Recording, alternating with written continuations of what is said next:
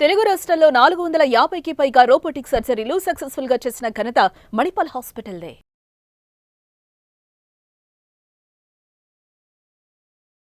Welcome to Suman TV. నేను మీ నవీన్. ప్రస్తుతం మనతో government Ayurveda medical college professor doctor Uma Srinivas garu ఉన్నారు, ఎండి ఆయుర్వేద. హాయ్ సార్, నమస్తే అండి. నమస్తే అండి. సార్, చాలామంది కూడా ఈ చలికాలంలో మోకాళ్ళ నొప్పులు, కీళ్ళ నొప్పులు ఉన్న వాళ్ళు ఇంకా ఎక్కువ పెయిన్స్ అయ్యాయి అని చెప్పేసి అంటూ ఉంటారు. అసలు ఎందుకు ఈ చలికాలంలో ఎక్కువ మోకాళ్ళ నొప్పులు రావడం? దీనికి అవునండి. ఆయుర్వేదంలో ఎట్లాంటి చికిత్స ఉందండి? అంటే ముఖ్యంగా ఏందంటే మనం ఎక్కడి నుంచి చెప్పుకోవాలంటే ఈ మోకాళ్ళ నొప్పులకు కారణాలు, సరే. మోకాళ్ళ నొప్పులకి వివిధ కారణాలు ఉండొచ్చు. ఈ Hmm. ఆర్థరైటిస్ అంటాం మనం ఇంగ్లీష్‌లో కామన్ లాంగ్వేజ్‌లో అయితే. ఆహా. మనం ఆర్థరైటిస్ అంటాం. ఇది ఒక 3 రకాలు ఉంటదండి. Osteo arthritis, rheumatoid arthritis, rheumatoid.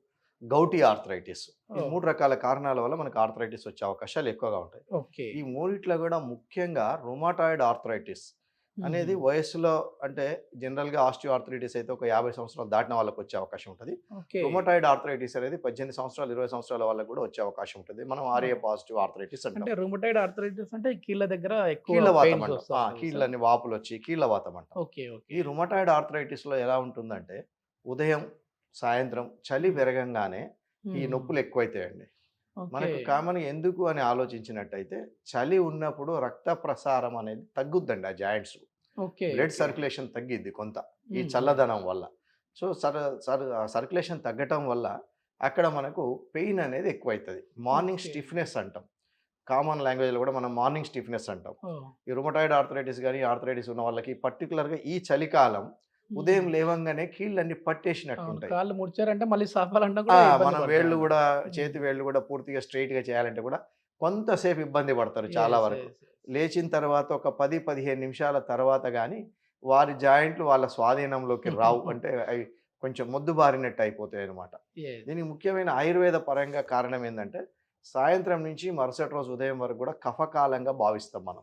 Oh, ప్రతి దాన్ని మనం ఒక పగలు, ఒక రాత్రిని ఉదయం వాతకాలం, మధ్యాహ్నం పిత్తకాలం, సాయంత్రం కఫకాలం. మన బాడీలో ఎట్లా వాత పిత్త కఫాలు ఉంటాయి ఆ. అట్లా కాలానికి కూడా కాలానికి కూడా మనం ఒక టైంకి కూడా ప్రతి దానికి కూడా వాతపిత్త కఫాలు అనేవి ముఖ్యమైన కారణం. ఆయుర్వేద ప్రకారం ఓకే. ప్రతి జబ్బుకు కారణం వాతపిత్త కఫాలే. వీటిని మనం త్రిదోషాలు అంటాం. ఈ త్రిదోషాలు సామాన్య స్థితిలో అంటే ఉండవలసినంత క్వాంటిటీ ఉండవలసినట్టు ఉన్నప్పుడు అతడికి ఏ జబ్బు ఉండదు. ఈ త్రిదోషాలలో ఏది ఎక్కువ తక్కువైనా కూడా ఏదో ఒక రూపంలో జబ్బు రూపంలో బయటపడుతుంది. ఓకే. ఇక్కడ మనం మాట్లాడుకునే ఆర్థరైటిస్ జాయింట్ పెయిన్స్ ఏదైతున్నాయో ఇది కఫ సంబంధ వ్యాధి. ముఖ్యంగా Okay. కఫం ఉంటుంది. కఫంతో పాటు వాత అనుబంధంగా ఉంటుంది. అంటే వాతం సెకండరీ. సో ఈ కఫం అనేది ఏమవుతుందంటే చలి వల్ల వల్ల అది కఫం కొంచెం గడ్డగట్టుకొని పోయినట్టు అంటే ఆ జాయింట్స్లో ఉండే కఫం కూడా కొంత గట్టిగా అయిపోతుంది సర్క్యులేషన్ తగ్గి.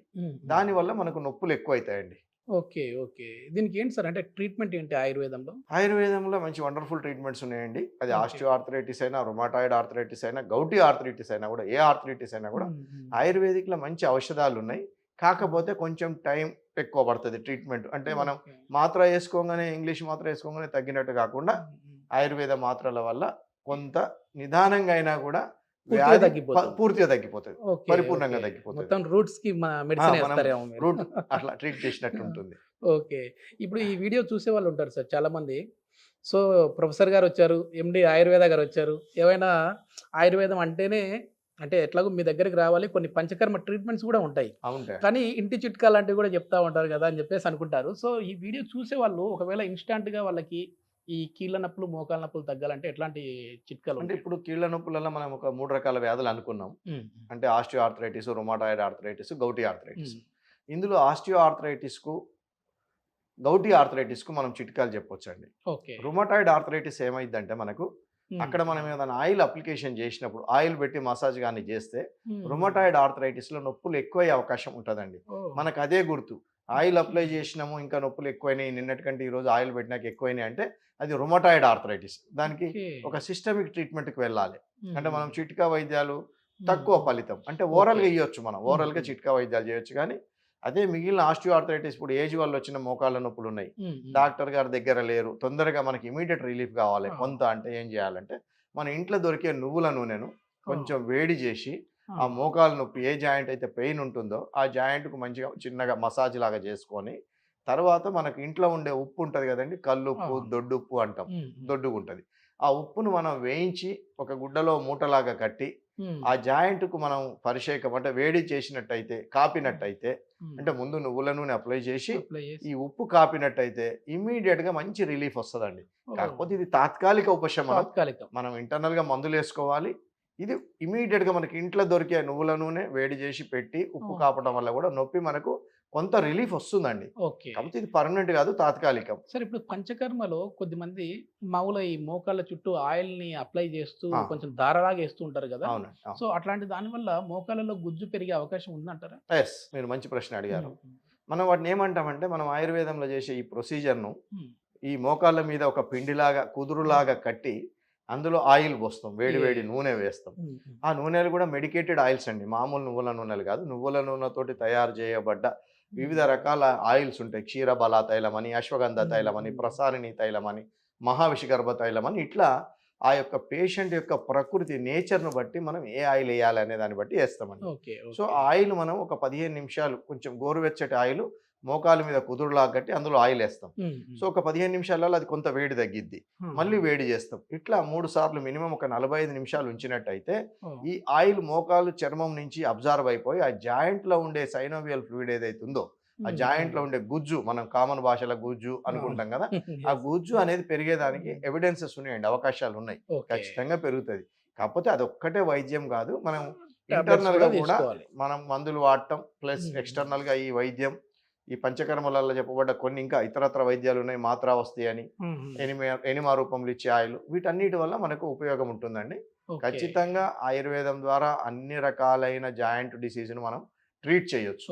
ఒకప్పుడు చూస్తే ఏజ్ ఎక్కువ వాళ్ళలో చూసేవాళ్ళం సార్, అంటే 55, 60, 65లో ఈ మోకాల నొప్పులు అనేవి. ఇప్పుడు చూస్తే 30 కూడా ఉండవు, కానీ మోకాల నొప్పులు మేము మెట్లు ఎక్కలేమంటా ఉంటారు. మేము గవర్నమెంట్ ఆయుర్వేదిక్ హాస్పిటల్లో ప్రతిరోజు చూస్తూనే ఉంటాము. చిన్న చిన్న పిల్లలు 30-35 సంవత్సరాల పిల్లలకు కూడా ఈ మధ్య అంటే మనకు వాకింగ్ తగ్గిందండి. ఈ మధ్య కాలంలో ఎవరు వాకింగ్ చేయట్లే. అంటే ఏదైనా మనం ఇన్ జనరల్ గా కూడా ఏదైనా ఒక జాయింట్ అనేది ఏది మనం ఏ వస్తువైనా ఒక తలుపు కిటికీ అయినా మనం వాడకుండా కొంతకాలం అట్లాగే ఉంచినట్టయితే బిగుసుకుపోతుంది. మన దగ్గర కూడా ఏమైందంటే పిల్లలందరూ కూడా ఇప్పుడు కంప్యూటర్ ఉద్యోగాలు, లేటుబుల్ నైట్ పడుకోవటము, అంటే మొత్తం మనకు ఆయుర్వేదంలో చెప్పబడ్డది ఏదైతుందో దినచర్య ఋతుచర్యలు మనం ఏ ఒక్కటి పాటించకుండా ఈ సిస్టమ్ అంతా మనమే ఖరాబ్ చేసుకుంటున్నాం. అంటే కొన్ని గంటల పాటు ఒకే పోస్చర్లో కూర్చుంటున్నాం కంప్యూటర్ ముందు, ఒక 7 hours 8 hours 10 hours. So late night పడుకోవటం, లేట్గా నిద్ర లేవటం, మార్నింగ్ వాకింగ్ అనేది లేదు. అంటే ఆ జాయింట్స్ కు ప్రాపర్ ఫంక్షన్ కూడా లేదు. ప్రాపర్ గా మనం దాన్ని ఉపయోగించుకోలేకపోవటం వల్ల కూడా ఆ జాయింట్ అనేది కొంతకాలానికి తన పని తానే మర్చిపోయే పరిస్థితికి ఏర్పడుతుంది. సో అందుకనే ఇప్పుడు చిన్న వయసు పిల్లలల్లా మా ఆయుర్వేదం ప్రకారం ఏంటంటే అగ్ని అంటాం.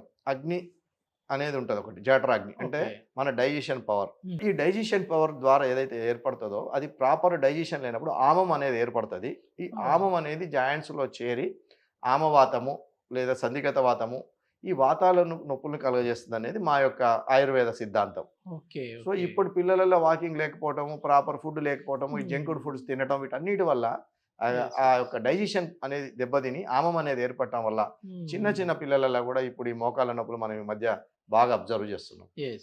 సిట్టింగ్ జాబ్లలో ఉన్న వాళ్ళు పూర్తిగా అట్లే కూర్చోకుండా కనీసం అట్లా కాళ్ళు ఆడిస్తూ ఉండాలి. మనకి ఇప్పుడు నేను ఇచ్చే సలహా ఏంటంటే ప్రేక్షకులకు ఎవరికైనా ఎంత కంప్యూటర్ జాబ్ సిట్టింగ్ జాబ్ చేసినా అట్లీస్ట్ 1.5 అవర్కి ఒకసారి లేచి ఒక 50 అడుగులు అటు ఇటు నడిచి మళ్ళీ కూర్చొని పని చేసుకోండి.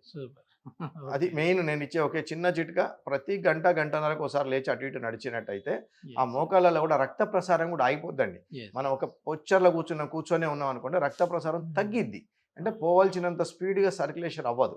రక్తం సర్క్యులేషన్ అవుతేనే రక్తం ద్వారా ఆహారం, అంటే ఆ కండరానికి ఆ శరీరానికి కావాల్సిన ఆక్సిజను, ఆ శరీరానికి కావాల్సిన పోషకాలు, ఆ మజులకు కావాల్సిన ఆ అస్థి అంటే ఆ ఎముకకు కావాల్సిన పోషకాలన్నీ కూడా రక్తం ద్వారానే అందుతాయి.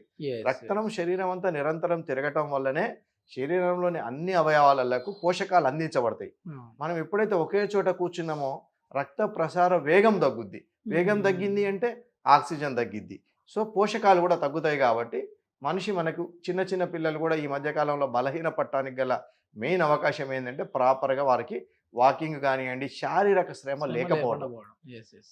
చాలా మంచి పరిష్కారం చెప్పారు సార్. ఎందుకంటే ఆయుర్వేదంలో అసలు నిజంగానే తగ్గుతుందా అనుకునే వాళ్ళు కూడా కొద్దిమంది ఉంటారు. ఎందుకంటే మీరు అన్నట్టుగా ఇంగ్లీష్ మందు ఏదో తీసుకొని అప్పటికప్పుడు ఒక గంటలో రిలీఫ్ లాగా ఉంటుంది. కానీ ఇది దీర్ఘకాలికంగా వాడితే ఖచ్చితంగా తగ్గుతుంది. అంతే అండి, అది తాత్కాలికం. కానీ 4 రోజులు వాడి దీన్ని కూడా పక్కన పెట్టేసేస్తారు. పెట్టొచ్చండి, అట్లేం Okay. లేదు. అంటే ఆయుర్వేదం అంటే జీవితాంతం సైడ్ ఎఫెక్ట్స్ ఏమి అవసరం ఏమీ లేదు. Okay. Thank you sir. Thank you.